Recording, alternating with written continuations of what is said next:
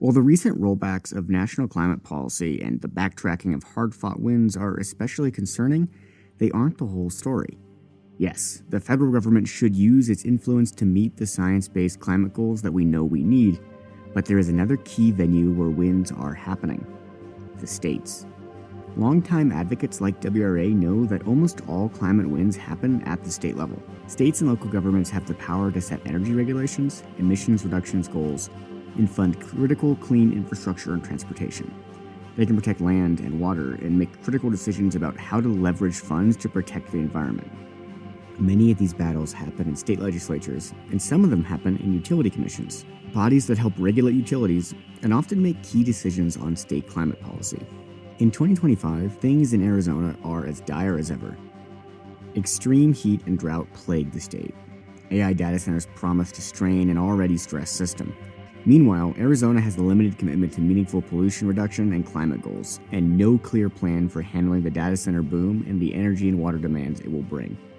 Back in 2024, we did an episode on what was happening at the Arizona Corporation Commission, a key energy regulatory body in Arizona. On last year's podcast, we covered some of the mistakes being made by the ACC. Today, we are talking about a major win we saw against the ACC that advances our goals. This win not only protects the local community's voice, but sets the tone for wins going forward in the state. On this 2 Degrees Out West mini podcast, a win in Arizona. So my name is Emily Derfler. I am the clean energy attorney in Arizona.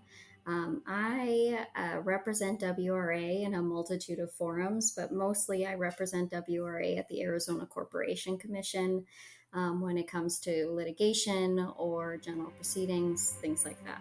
Emily says WRA is celebrating a significant win in Arizona. WRA is celebrating a really important win in the Arizona court system. We filed suit against the Arizona Corporation Commission, and we just found out from the Superior Court that our arguments prevailed. She says that this win started back in 2024 when a utility in Arizona started planning to build a new gas power plant expansion. In 2024, probably spring of 2024, WRA caught word that the Unisource Electric had filed what we call a disclaimer of jurisdiction, which is a very interesting and questionable process that would allow the line siting committee, which handles the siting of large energy facilities, to basically exempt certain power plants from receiving a certificate of environmental compatibility. This certificate basically notes that a thorough environmental review has been done of the facility before its construction starts. It's one of the few reviews of power plants that occurs before the power plant is built. For example, once the construction of the plant is built, you would only see the review of the prudency of those costs in a rate case after the fact. So it's really important to get this review beforehand. Now, without this review, basically there is no review of a power plant and its compatibility with the surrounding environment and surrounding communities before it's being built. So this is a really important process in Arizona. The core of this problem started when Unisource Electric tried to argue a novel interpretation of an existing law. Every plant in Arizona that has a nameplate capacity of over 100 megawatts needs a certificate of environmental compatibility. Now, the statute that created this requirement was established all the way back in the 1970s. So this is a very old statute. And what UNSE attempted to do through this disclaimer of jurisdiction is interpret this old statute to mean that a plant is not an entire facility, but is rather each individual turbines generator set. So each plant has, for example, peaker plants have multiple turbine generator sets. Plant could include 20 turbine generator sets. So under this interpretation that UNSE was attempting to, validate a plant could have over 800 megawatts of capacity, but not require a CEC because each generator turbine set within that plant would be underneath that 100 megawatt threshold. If that argument sounds a little bit weird to you, we agree with you, and so would Arizona state regulatory precedent. This argument has been tried before and been struck down.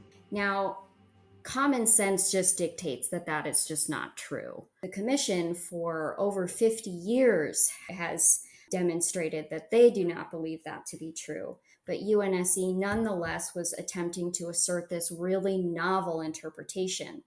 Now, the Line Siting Committee, which again is in charge of siting facilities in Arizona, just did not buy it. The decision by the Line Siting Committee to say that UNSC needed a CEC for this plant, it was a 9-2 vote. So it was overwhelmingly in favor of WRA and other plaintiffs that were arguing against this really absurd interpretation. But unfortunately, when that decision was brought up to the commission to review, the commission decided the opposite.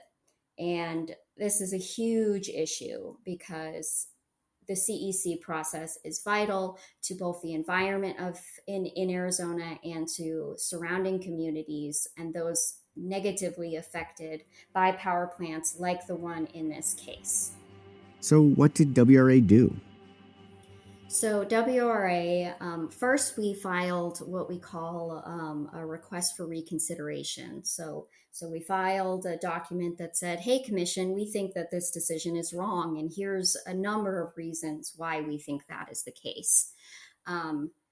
The commission denied that motion of reconsideration. So the next step for WRA was to take this case to Superior Court. So along with the Attorney General's office and along with Sierra Club, WRA filed suit in Arizona Superior Court stating that the decision by the commission was unreasonable, was arbitrary, and should be overturned, which would then in turn require UNSC and other plants like it to receive certificates of environmental compatibility. Emily says that WRA's argument in particular, that the actions of the ACC went against the state's constitution, was absolutely key in winning this case. WRA was particularly excited about our win for this case because WRA's argument was the one that prevailed. WRA and WRA alone made the argument that not only was the commission's decision arbitrary and unreasonable, it was also illegal because the commission did not have the authority under its existing statutes, under the Constitution, or under its administrative codes to review disclaimer of jurisdiction decisions by the Line Siting Committee. So this would apply not only to this UNSC case, but also any other future disclaimers of jurisdiction as long as the Superior Court decision stands. If this decision stands, Emily says it helps set a new precedent that protects communities and ratepayers in the future. For these specific decisions, the Arizona Corporation Commission, under its existing statutes and regulations, cannot review disclaimers of jurisdiction. They would still have the opportunity to review any certificate of environmental compatibility once that certificate has been received. But the important thing is that the commission only reviews decisions that concern whether or not to grant a CEC, not whether or not a CEC, is needed in the first place. Now, there's some subtlety to that because arguably the commission could turn around and say, we are denying the CEC because it isn't necessary. But at that point, a utility will have already done all the work of doing that environmental review, and that in and of itself is a positive. It would limit the power of the ACC to make similar decisions in the future. That gives local communities the opportunity to be heard, whether or not the commission wants them to be heard or not. So wins like this are important because there has to be accountability. There has to be a reasonableness of decisions. There has to be a emphasis on facts and what is the law and what is reality. And this case kind of seemed to kind of oppose all of those really foundational aspects of reasonable governing. So this not only ensures that future power plants that are being built near local communities and important historical artifacts and important environmental resources go through that review and are considered. When we're talking about state-level climate wins, these are the kinds of wins that we're after. This win also represents that state advocacy matters, that, things that concern the environment and things that concern climate change can happen at the state level. There is no part of this that involves federal jurisdiction. It is just at the state level, and it is impactful at the state level, and that matters. The people of Arizona matter. In Arizona, there's a lot of important things happening in regards to energy regulation. Emily says the ACC is currently considering removing Arizona's only commitment to renewable energy. First and foremost, the Arizona Corporation Commission is attempting to repeal the Renewable Energy Standard and Tariffs rules, which for short, because it's a mouthful, is the REST rules. These rules require Arizona utilities to derive a percentage of their energy generation resources from renewable generation. These REST rules are the only rules in Arizona that require utilities to use renewable generation.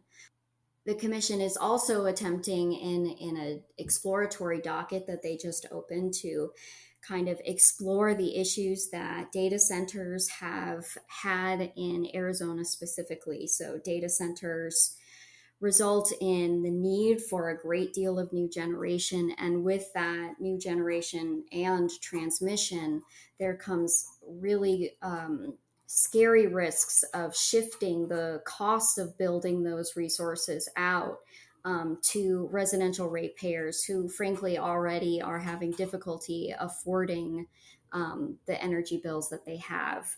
So that exploratory docket concerns mostly that, that factor of cost shifting.